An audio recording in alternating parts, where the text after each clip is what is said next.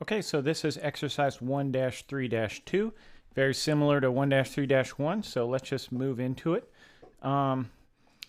We can try to do this once again with 2 neighbor tones, 4 passing tones, and then 1 bar with just chord tones, or, it's up to you. If you don't want to follow that specific guidance, the goal is just to get you actually thinking and using these things. So why don't we do something different?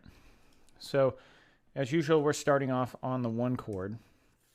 And why don't we start with some quarter tones. Go a little bit lower. And then we move to a 5 chord. We've got a 6 chord here.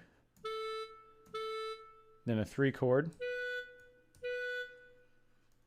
And then we have a 4 chord, so we could use a C. And then a 5, a 6, 4, 2, 5, 3 again. Sorry. So I did something a little bit different this time. I just kept it real simple. I stuck to one type of rhythm throughout the whole thing. And this is just another working procedure that you can use. And now we can try to vary it by using some of the other techniques that we've looked at, including still just using chord tones and changing up the rhythm. So why don't we do this? We're going to change this. In fact, I want to see the keypad here. So why don't we change up the rhythm here to 8th notes. And we'll do that. We'll do a big jump. A jump of a minor 6 here, then going back to a G. And then we want to use some passing tones, but here, because it goes up by step, it's probably not the best point to use a passing tone or a neighbor tone. So why don't we just leave this first bar that takes care of just having chord tones.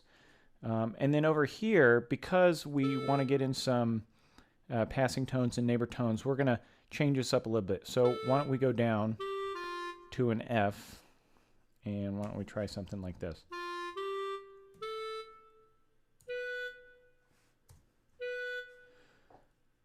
We'll see what that sounds like. I don't know if I really like that it's got 2 B's there, but we'll see what this sounds like.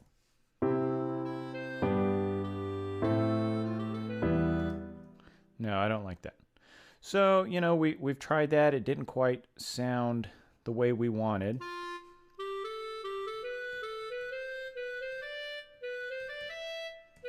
There we go. That's a straight run. It should sound pretty good.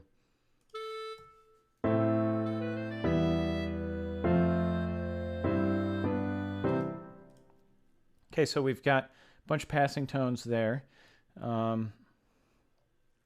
Here's a perfect place for a neighbor tone. And why don't we make it a little bit shorter, though? And then why don't we copy that again? So bring that up to a C.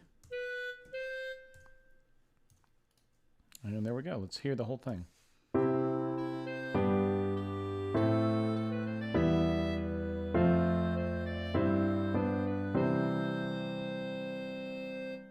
Now, you may notice that I deviated just a little bit here because technically we should hit the B here because that would make it a chord tone.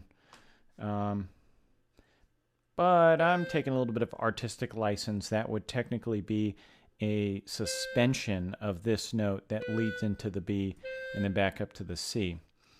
If you want to scold me in the comments for this lesson, you can go ahead and do that for not following my own instructions.